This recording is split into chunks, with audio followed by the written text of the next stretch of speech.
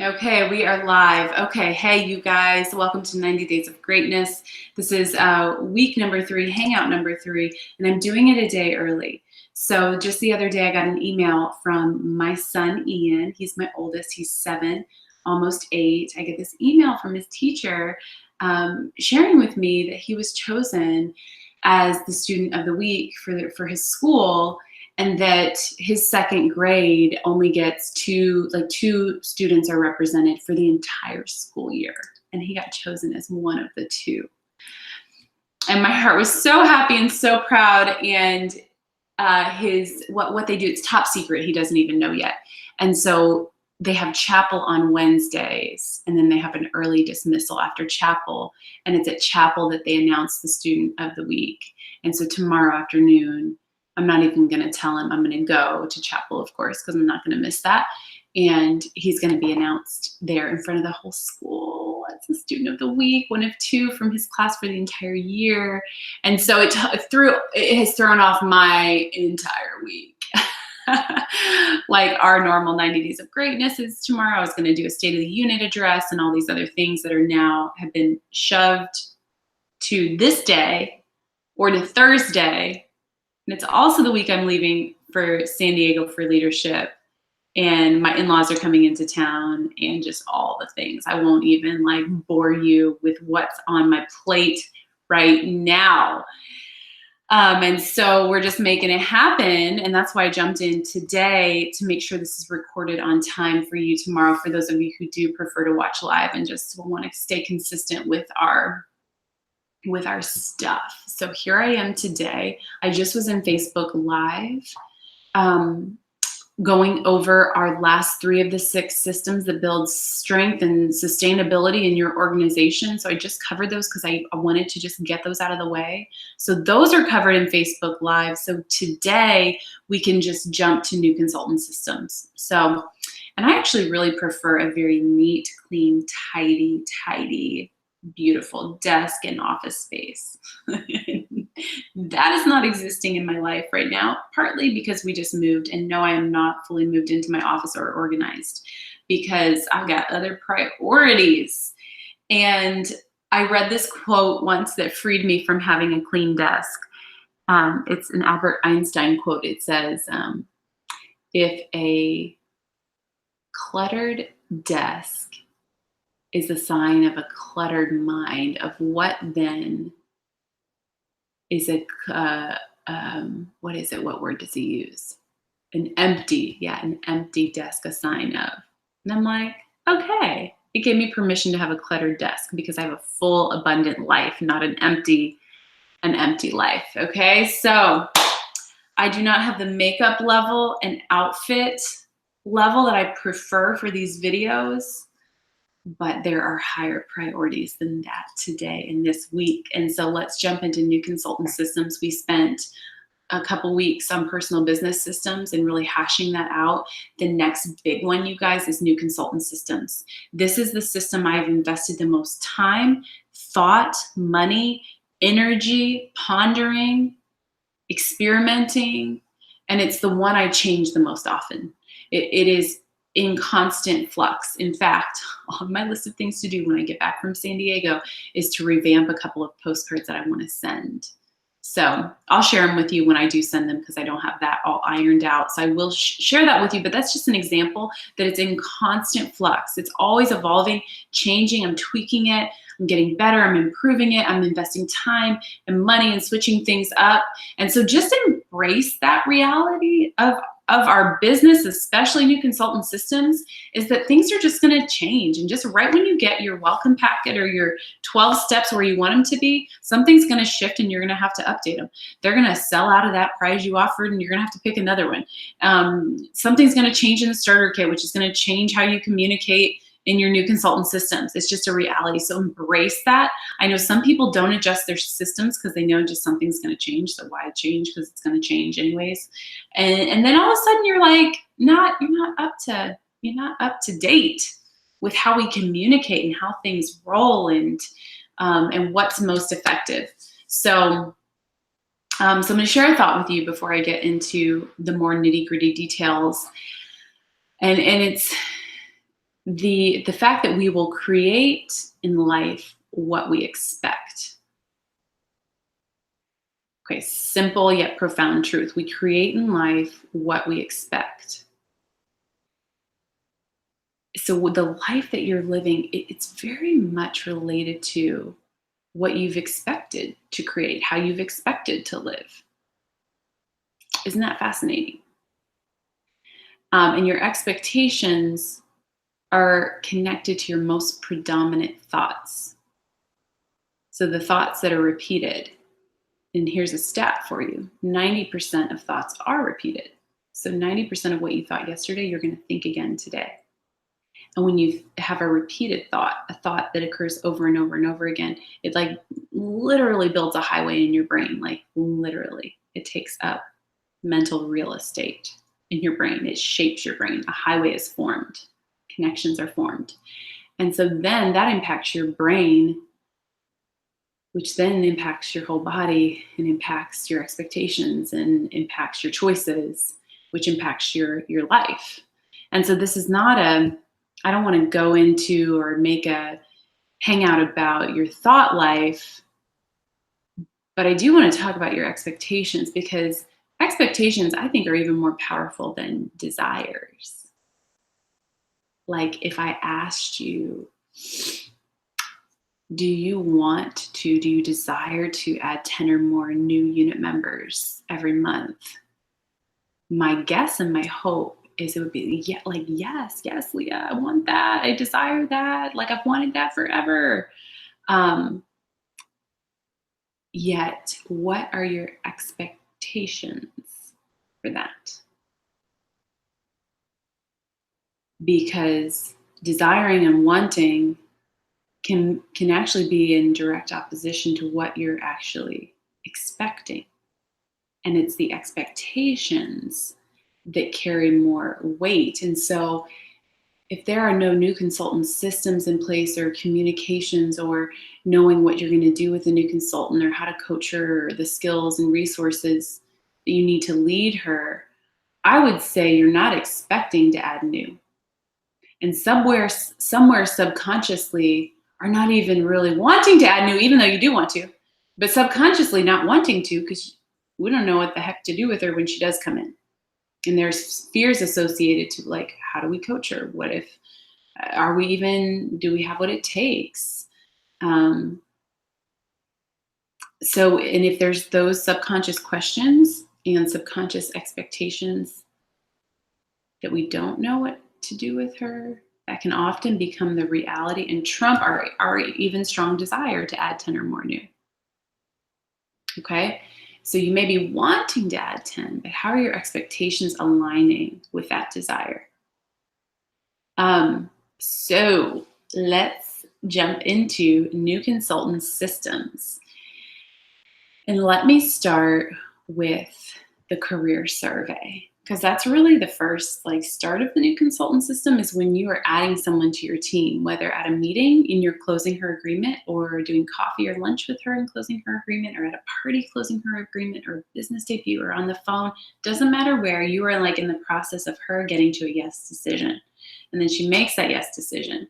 And so the conversations that led up to that yes decision are crucial. And I learned this the hard way, you guys. I used to downplay the meetings and events. Like, oh, you don't have to go to those. Those aren't mandatory. Because I just wanted to make it sound easy. Okay. I used to overemphasize, oh, it's just $100. Just. Well, is it just $100? Yes, it is just $100. And then the option 2. And so I learned to share, and then the option 2. Invest in inventory, business cards, business supplies, business website. And then the option 2, not mandatory, but then the option 2. And so you know what happens when you overemphasize it's just $100. They're shocked when they have an inventory decision to make and how they want to run their business. When you downplay the value of training, or just want to make it sound easy, then when you ask them to go to training, they don't want to go. And then you have somebody who's totally unplugged from our culture, our community, our training.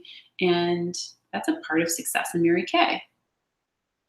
Or maybe downplay the hard work. I think we talked about this already. I used to want it to just sound easy.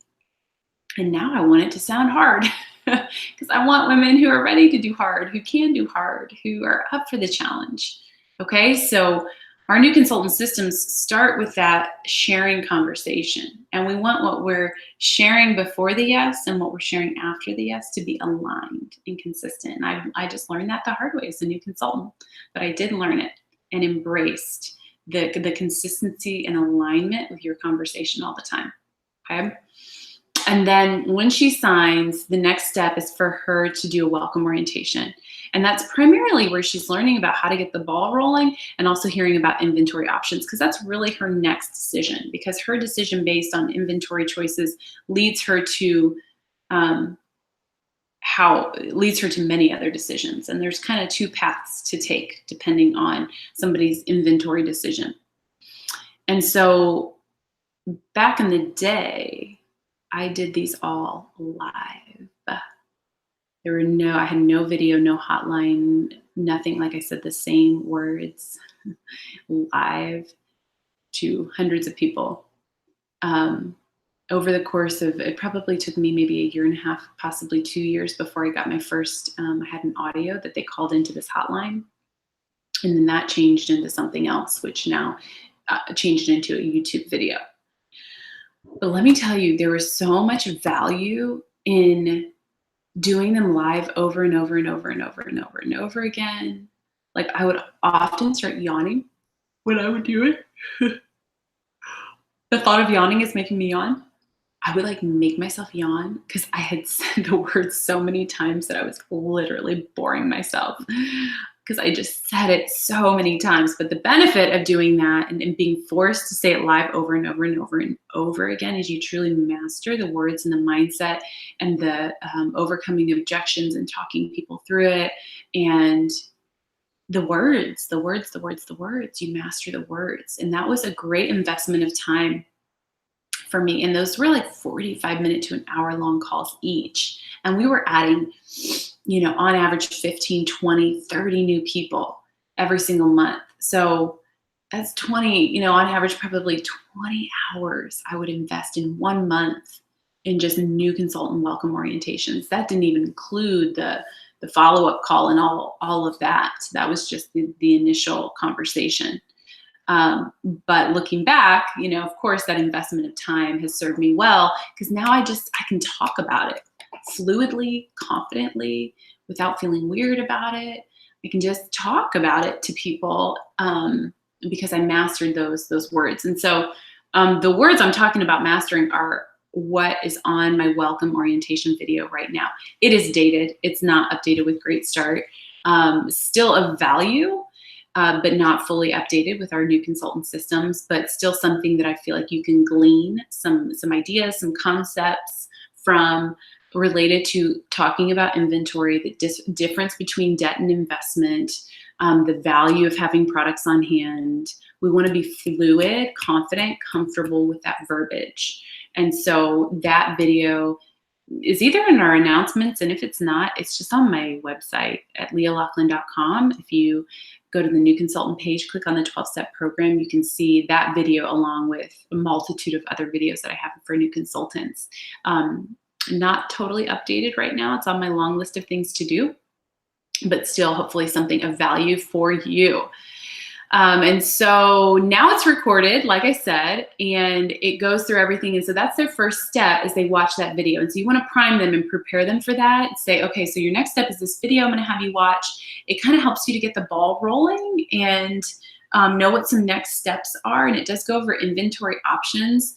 And usually I've already said this, and if I had, I just say it again. I say you essentially make two decisions when you start a Mary Kay business. The first is a $100 decision, which orders your starter kit and opens the doors to your Mary Kay business. And then the second decision is how you want to run your business and work your business, and it's an inventory decision as to whether or not you want to stock inventory and carry inventory.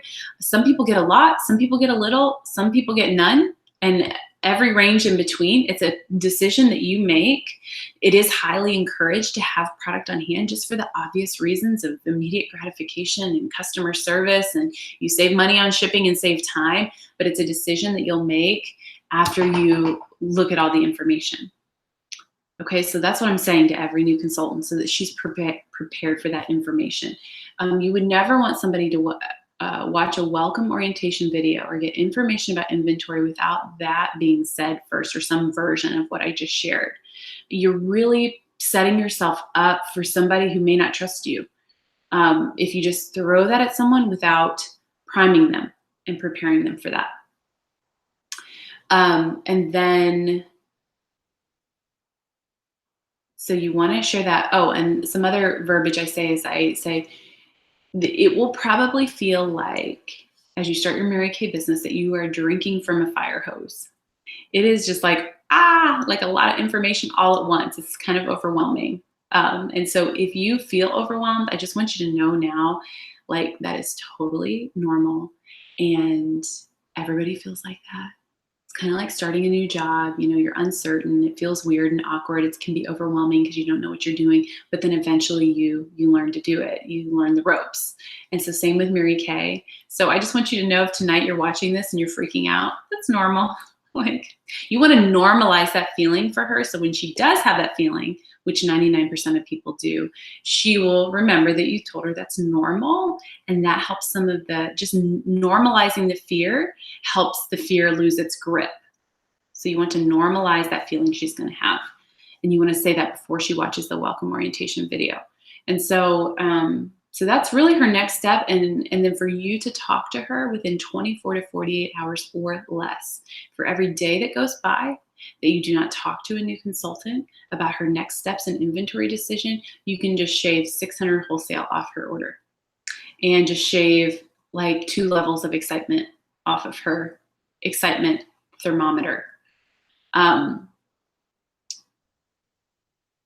So quick, fast follow-up is so crucial. If you can do them live and in person, I think that's ideal. There were seasons when I did that and invested time in that, and there were seasons when I didn't. But if you can, and you're in a season where it makes sense for you to do that, I think that's awesome and great. And so she watches the welcome orientation video, and then you're going to talk to her.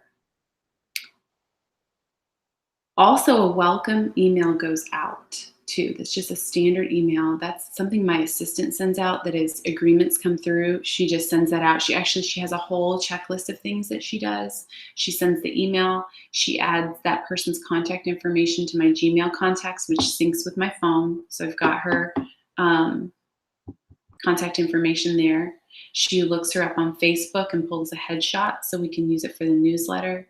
She sets up a drip, an email drip through BombBomb, where she will get a follow-up welcome email 2 days later. And then after that, the 21-day Voxer challenge email drip starts, where she gets 1 a day. That's just a reminder. The links are all on my website and on my Area app, but we like to send the email just as like the daily reminder for people to go through the 21-day Voxer challenge. What else does she do? The emails, the drip. I think that about covers it. I do now mail stuff to people. Can you believe it? I went back to mailing stuff. I think I have it right here. Some examples. We'll just move that stuff over there and bring this over here. So let me show you what we mail to our new people. Because nobody's got a printer, and if they have a printer, have you noticed nobody has ink in their printer? Drive me crazy. So this is what she gets, in addition with a nice little note from me. It's our 12-step program, 1 page. Love things that are 1 page. 1 page checklist.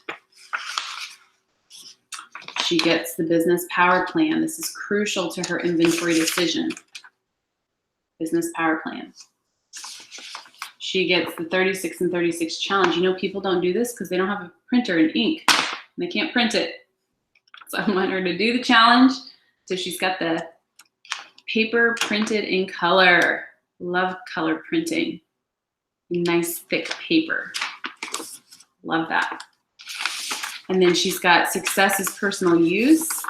So it's a list of personal use products you'll want her to start working on. All of this is in the announcements, you guys. So, and then it's got inventory options, a breakdown of inventory options.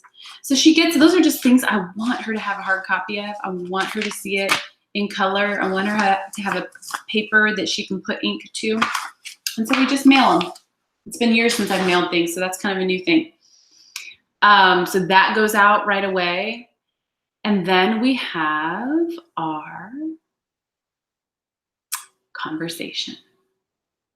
And I'm just going to hit you with some bullet points for this conversation that we have. I start with, oh, let me back up. Okay, so a new change I made this year that I'm like, where has this been my whole life?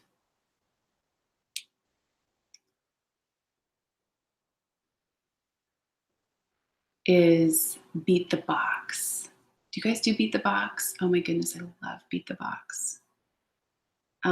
So I save it in my favorites. And this is what I'll send to her after I set up, you can't even see it. I set up her welcome orientation. We talk about beat the box too. And it's 5 steps. Now I've done beat the box in the past, but you know the mistake I made in the past? It was too much. Like the list was way too long and too complicated. And so I just really simplified it. And so, you know, they've got about a couple days before their box arrives. So I tell them that they have until midnight of the day the box arrives, and they have 5 things. Number 1 is to tell her top 3 most important people in her life who love you the most and support you unconditionally and positively that you started a Mary Kay business, and tell them what you're most excited about. Tell them before your box arrives. Number 2, make a quick dream list. If you could do anything with your Mary Kay business, anything at all, what are the top 3 things you would love to see happen? Text Leah your top 3 things before your box arrives. Number 3, download the free app called Voxer. Text Leah your Voxer ID before your box arrives. Number 4, watch 2 videos. Number 1 is the intro to the 12-step program, 4 minutes. And I put that in parentheses so they know the time investment that it takes. And then number 2, the YouTube video that Leah will text to you. That's 37 minutes long. That's their welcome orientation. Squeeze these in before your box arrives. So they're watching an intro to the 12 steps, which just introduces our new consultant program. And that video is on my website. And then they're watching the welcome orientation inventory video.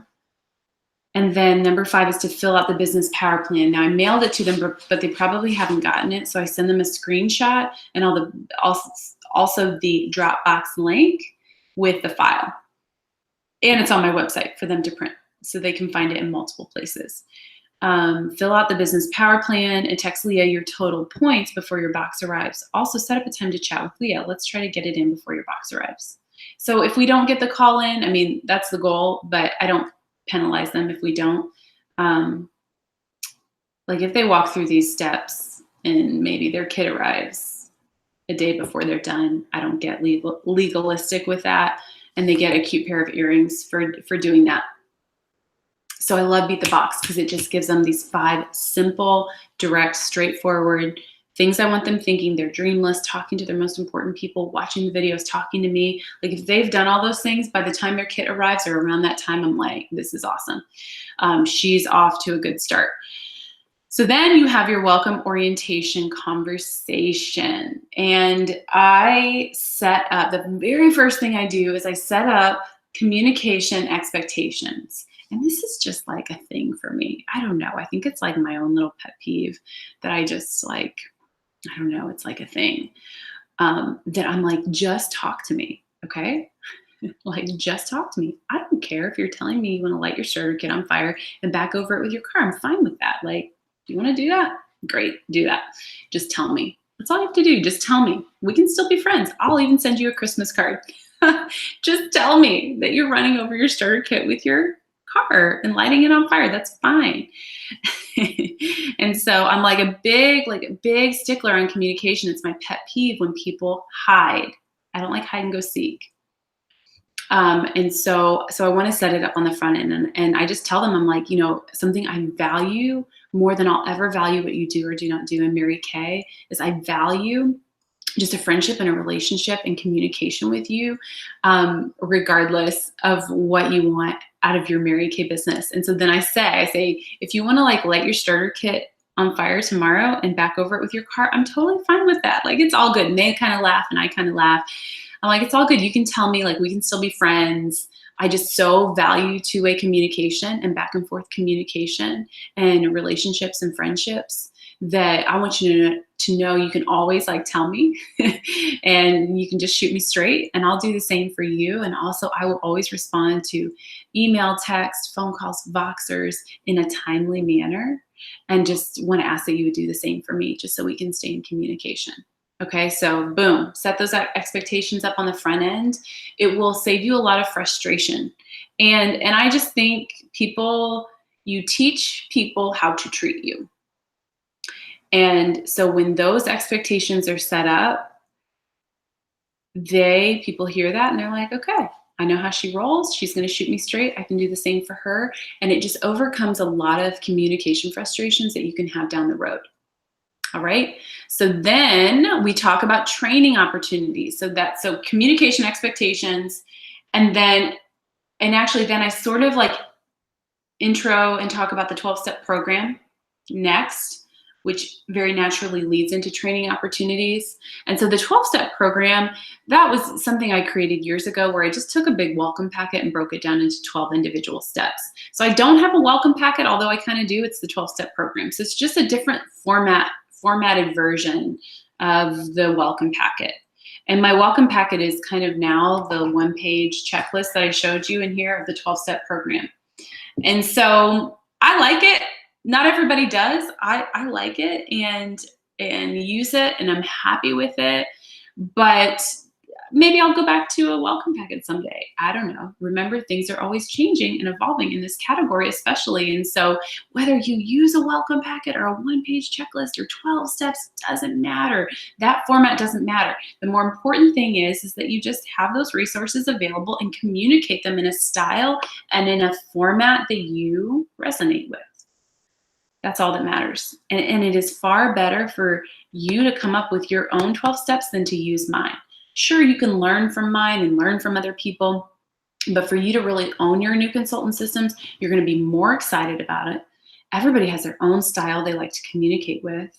And so if you're communicating within your style and within what works for you, you're just communicating more effectively, and then people are receiving the information more effectively, and all around, like, things are good because you're owning your own systems. Like, you're owning them and grabbing a hold of them with your hands and your leadership style and your voice, versus taking from other people. Yes, we can learn from other people, but we learn, and then we own our own systems and styles of communication. The best way to do it. When I was a new director, the first thing I wanted to own was my welcome packet. I did not want them to see my senior director's name. And I love my senior director, and she's awesome, but I was the leader at that point. Okay, so I wanted to own that, and I wanted people to see me as the leader. I wanted them to see my videos, hear my voice, hear my style of written communication, see my name, my prizes I picked out. There's something of great value. Okay, so new directors, yes, use your senior director stuff at first, because it's not worth your time to update all your new systems, unless, yeah, it's just probably not. But there will be a point where you just need to start owning it, because the sheep hear they want to hear the shepherd's voice. You're their shepherd.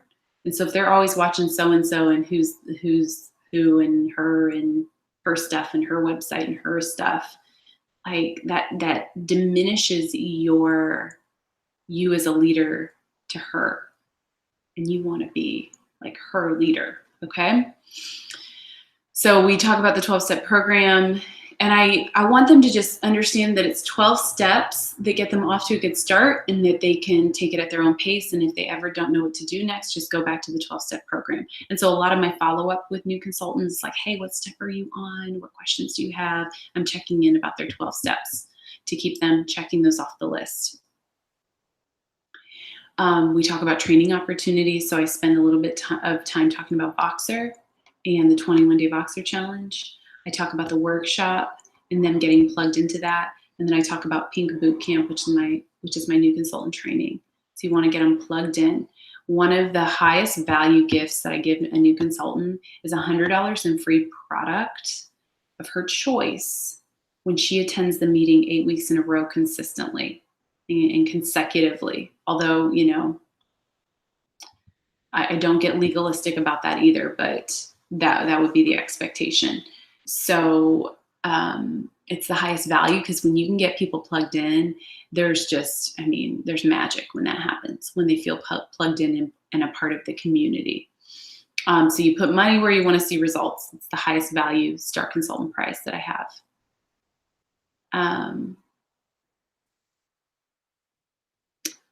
Okay, so I go over those training opportunities. Then I talk about the Star Consultant program, and the Star Consultant program leads into inventory. Okay, so communication expectations, kind of a brief overview of the 12-step program, although she's already watched the video. Training opportunities, where you want to get her plugged in.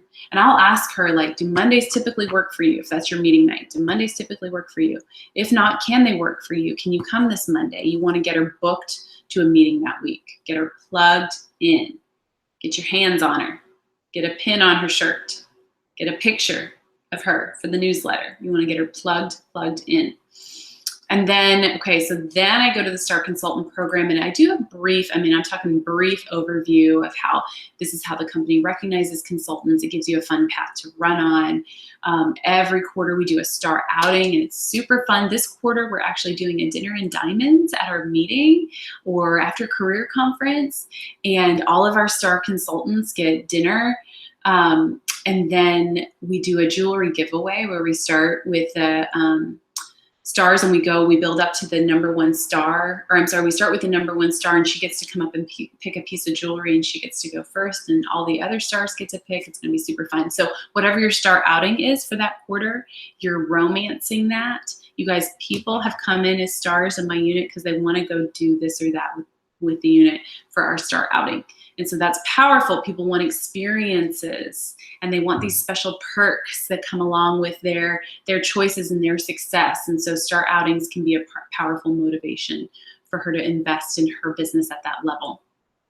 And then I say another perk of being a star consultant is you have the option to have what we call a business debut or a launch party or whatever you want to call it. This is where you invite all your friends and family, and it's a big group, and it's a casual kind of chill night in, hangout vibe.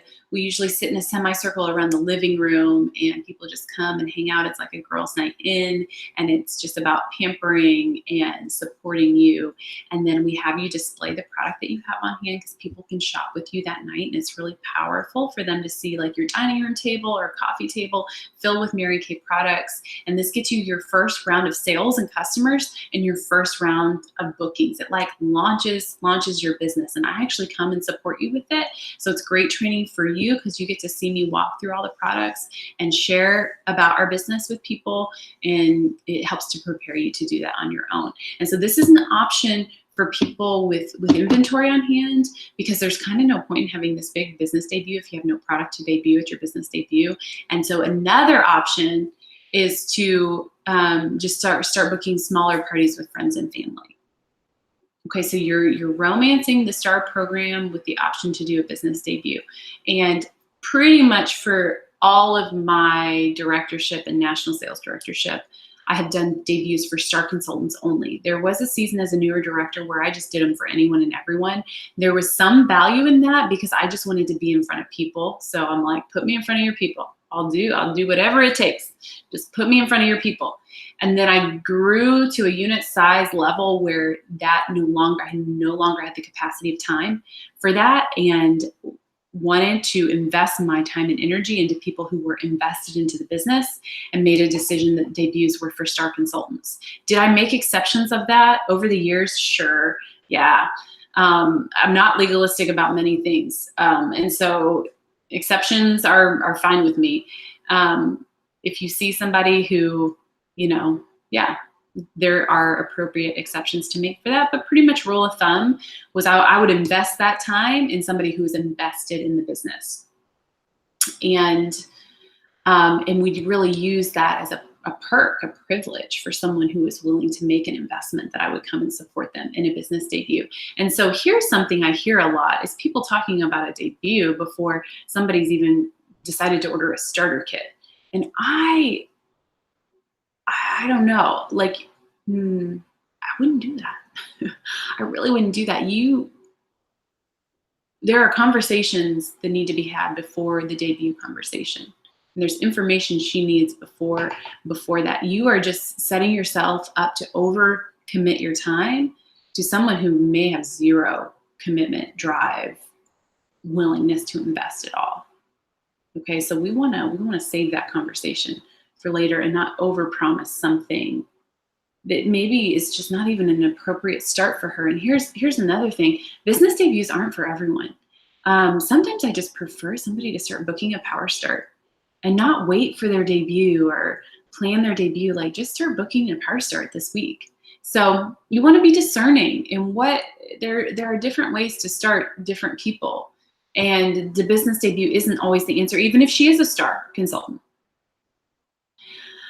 But typically that was a path that I took. If she came in as a star, we would book her business debut and start preparing for that. And in between that time, she's going through her 12 steps, her training, getting plugged into the meeting, getting everything set up, getting herself organized, all those things. So star consultant program. And then I would go into inventory. Okay, so I romance the star consultant program. And then the way I talked about inventory was using the business power plan sheet, which I really just modeled off of the sheet that comes in the Ready, Set, Sell. You know, that like insert page? Mary Kay's had that forever. And I just took that and sort of modeled it to match how our unit rolls and to be maybe more enhanced. And so that is something she's filling out, ideally before the conversation, but even if she hasn't, we still talk about the business power plan. And I go through each category with her, find out what her point value is on each one. Step one is to make a contact list. I like to hear how many people they wrote down. That's very telling as to who she is, how connected she is. You want to know that number. And then I just go through steps 2, 3, 4, 5, and 6. And by the time you get to step 5, she's got a point value that's recommending a level of inventory. But what I do is in step 2, when she's telling me how much time she's willing to invest and what level she's wants to work at, and I know how many contacts she has in her life, I use that information to make a recommendation. So I'm recommending inventory at that point before I even know her total point value and before she's even said anything about inventory. I'm making a recommendation. And then I ask her point value, and then I say, well, hey, like, if money were no object, well, just pretend, like, what would you love to have on hand if money were not an issue? And then she tells you whatever level that is. And then you say, well, hey, if you did choose to invest, which one stuck out to you the most as one that you would love to invest in? Or which one stuck out to you the most? And then that's where you get, maybe sometimes a lot of people say 3,600 if money were not an object. But then with that follow-up question, you might get more of an idea with where she's at. And then I ask, well, hey, if you were to invest, how would you finance it? Would you get a 0% card, or what kind of options do you feel like you have? And so I'm asking these questions to figure out where she's at. And then easy conversations are people who they've already made a decision. They easily have the financing or can get it. they desire having inventory at a certain level, and they've sort of already figured that out. Like, yay. More challenging conversations are for people who either don't want it or can't or want it and can't get it because of financing. And so that conversation just looks very different depending on the person.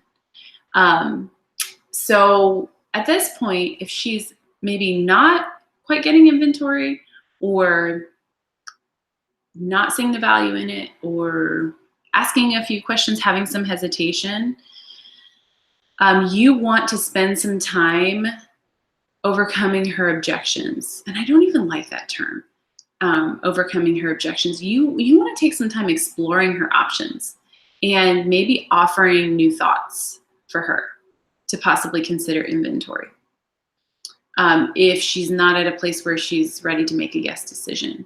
And with these conversations, you really want to, asking permission is a way to maybe challenge her thoughts without taking away her dignity of choice or causing her to feel like she's being pressured into a certain order amount. Okay, like, hey, do you mind if I share a few thoughts about that? Or do you mind if I share a story about that? Or do you mind just hearing it from a different perspective? And I cannot tell you how much that asking that permission like just brings people's wall down, because then they say yes. I've never had anyone say no to me. They say yes, and then it's like they're in control. They're controlling the conversation. They're not being preached at or pressured or pushed. They gave permission. And there's something mentally that does to us that helps us to feel like we're in control. And people like to feel that way. And so then you share your thoughts about inventory. You know, the biggest one that we hear is, well, at least that I hear, is I want to wait and see how it goes. And it's logical too, you guys. It is. It's not just more seasoned leaders where we know how it really goes, but it is logical. I had the thought as a new consultant. I was going to wait and see how it went until I got more information and more education. And then, of course, that changed my perspective. But that's definitely a logical thought, and you want to validate that. Like, girl, like, I hear you, man. Investing in a business, I had never done it until Mary Kay. It was a bit of a daunting decision to me as well, to think of investing in something that I really had no idea if it was going to work out. And so it is logical to wait and see how it goes. But do you mind if I share like a few additional thoughts on that, or share a different perspective on that? We, in Mary Kay, in a sales industry that we're in, especially cosmetics and beauty, there is something very powerful about immediate gratification and on-the-spot customer service, and something people can like touch and try and feel and look at and hold. You know, think of going to a mall counter where people, you know, you get to demo all of the products and see them and know that you could carry them away, versus like a counter you would walk up to and they just have like a display of catalogs to flip through. You know, which one are you going to gravitate towards, and which one are you going to more likely make the purchase with the products you got to see and touch and try, and that you know you can put them in your bathroom that night, or like the one where you've got the catalog to flip through? And you may take the catalog home. Yeah, okay, so I go through that analogy. And I also use another example. This is in my welcome orientation. Like, you know, when you start a McDonald's franchise, you stock the restaurant on opening day when people are going to come to your business. You stock it with the hamburgers and the fries and the Cokes and the milkshakes. You know, you would never wait till the customers came to find out what they want and then get that, because you lost the sale. And so I know that, you know, we're not McDonald's and we're not food service, but in the same way, our business works like that, where we don't wait to find out what the customer wants. we have what she wants, and the product sells itself. And so there's a big difference in your sales with parties and taking up orders when people know you have it and can see it and try it versus flipping through a catalog. And so my hesitation with seeing how it goes is I worry that you may not really see how the business works, because sales are, I think the stat is like 57% higher when you actually have the product that you're selling.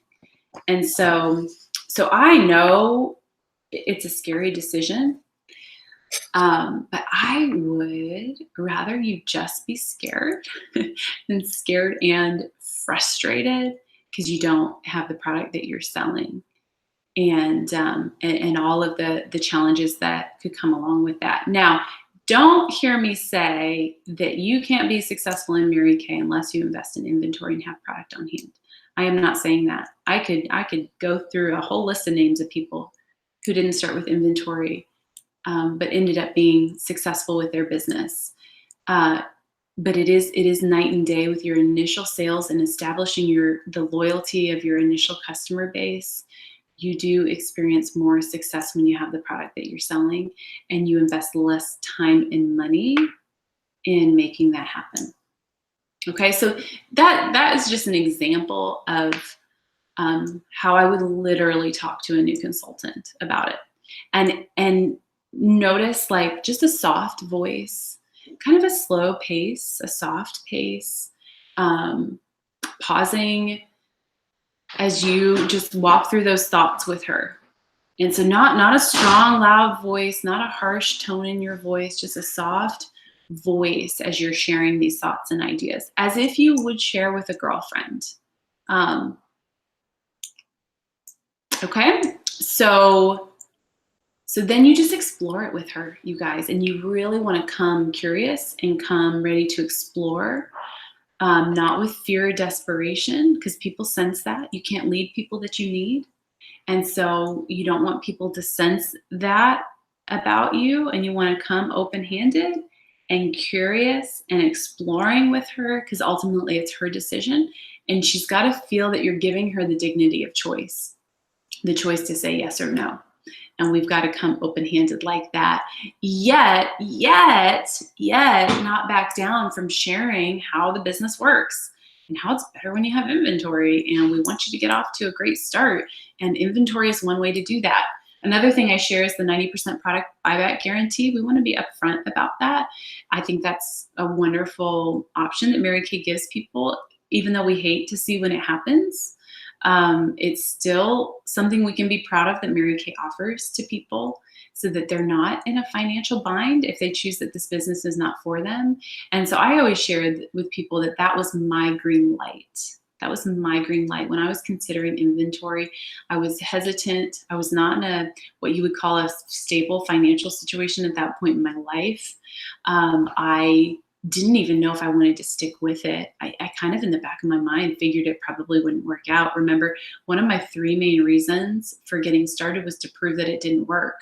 Okay, so that was my goal, was like to try to get it to not work.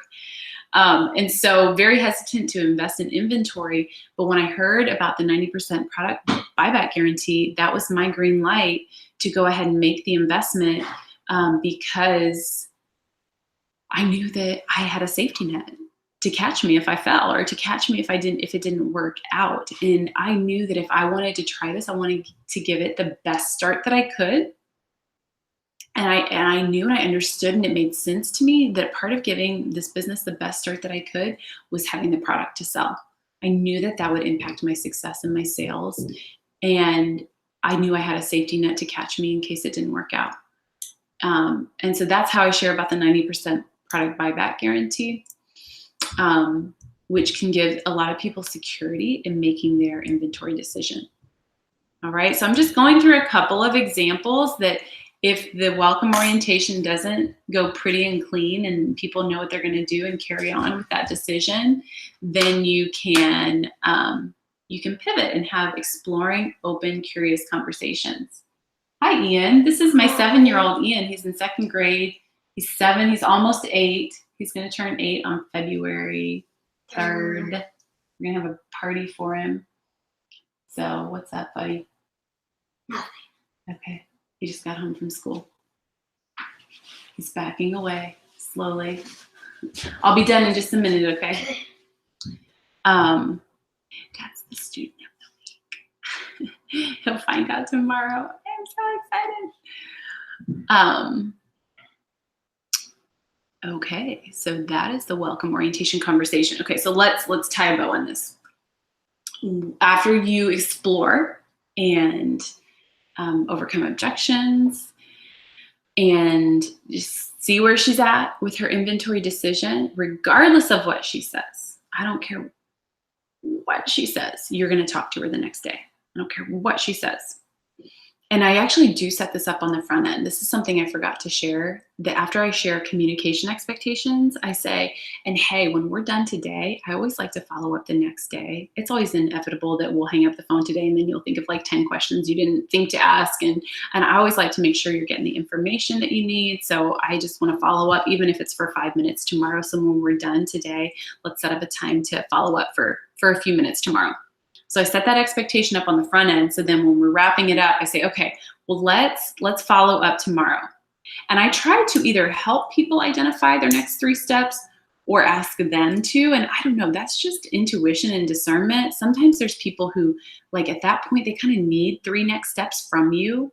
And then there's some people who like, they've got it. Like they've got their 3 next steps. They kind of know, they're already telling you what they're going to do next. And so you just use your intuition with that. Some people need to be given it, need to be handed it to, and other people, they've got it. But you do want to identify next steps that she's going to do before you talk the next day, that she's going to take action on. And then you set up a time, an exact time, not like, hey, call me when you get off of work or call me on your lunch break. It's like an exact time that you're going to call her and follow up and go over those 3 steps that you have both kind of identified are her next best steps. And often it's talking to a husband about inventory. It's applying for a credit card. It's going to her credit union. It's something involving inventory and exploring that option. And you want to find out the next day where she's at. I don't care what she says, even if it's no inventory, even if it's a firm no, I still follow up on like her 3 next steps that she's going to take, because there are next steps to take, even if the inventory decision is a no. Okay. So that's where I'm going to tie a bow on it and wrap up. And I'm just going to leave you with these thoughts. This is a story I love to tell because it's been impactful for me. Off here, let me make some notes with where we left off. On Hangout 3. Okay. So Michael Jordan, I mean, I grew up in the 80s, so love him. And I remember, do you guys remember watching his championship game when he had the flu? You can Google it and see little clips of it. I watch it every now and then because it's just an inspiration to me. And so I remember watching that game. They were playing the, I don't know who, I think it was in the final game of the championship season. And he came down with the flu. And, you know, of course, Michael Jordan is Michael Jordan. And so not ideal to have the flu when you're Michael Jordan playing in the final game. And so I remember this so significantly. I was at my grandma's house in Kettering, Ohio, watching it with my parents and my sisters. And we were just into it. You know, we're just so into it. And just loved the whole passion of competition and just loved everything about it. And so watched that game with him with the flu. And if you would have watched him play, you would have never known he had the flu. The only time you knew he had the flu was during timeouts. When the whistle was blown, you could just like see his body just slump. And he would often have like team members like help to carry him off the court to go to the sidelines, and you could just see it in his face and his demeanor, like the man was sick. And it just at the sidelines, all slumped over, you know, towels on his head to keep his fever down. But then when he got on the court, it's like there was a switch in his brain that he flipped. And it didn't matter. It didn't matter what his body was doing and what his energy level or sickness was communicating. It didn't matter. He flipped the switch and he could turn it on and be a champion, because he was a champion and he had trained to be a champion physically and mentally. He was ready to be able to flip that switch.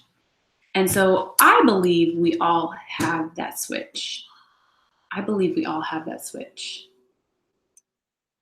No, wait till I'm done. I'll be done in like 5 minutes. We just may not have trained ourselves to flip it. Okay, it's there. We just have to be mentally and physically trained on when it's time to flip the switch and be on regardless of physical wellness or life circumstance. It's like Sue Kirkpatrick's training on compartmentalizing our lives. Like when you have stuff going on, like learning to train yourself to close the door on things sometimes versus leaving it all open. And that's often what women do. It's all like open versus closing doors when you need to. And so I remember my mom's comments after the game. She said he was so skilled in the basics and so mentally trained to be a champion and to think like a champion and play like a champion. And that preparation allowed him to have that great moment unfold where he was a champion under the worst circumstances. He was a winner under the worst circumstances. I think he was the highest scoring player under less than ideal circumstances, because of the preparation that led up to that point. So we can learn a lot from that and glean a lot from that as leaders.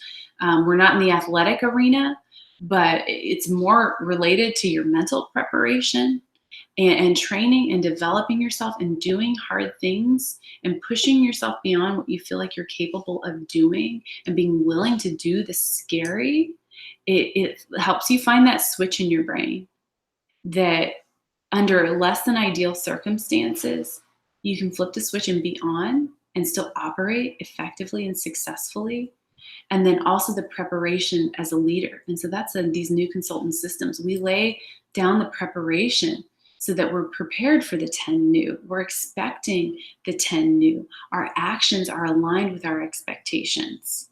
And so look up that video about Michael Jordan. You guys, it's an inspiration and something we can learn from. And with that, you guys, Hangout number 3, week number 3 is coming to a close. I'll let you know how tomorrow goes, you guys, and I'll be back next week, same time, same place. All right, love you guys.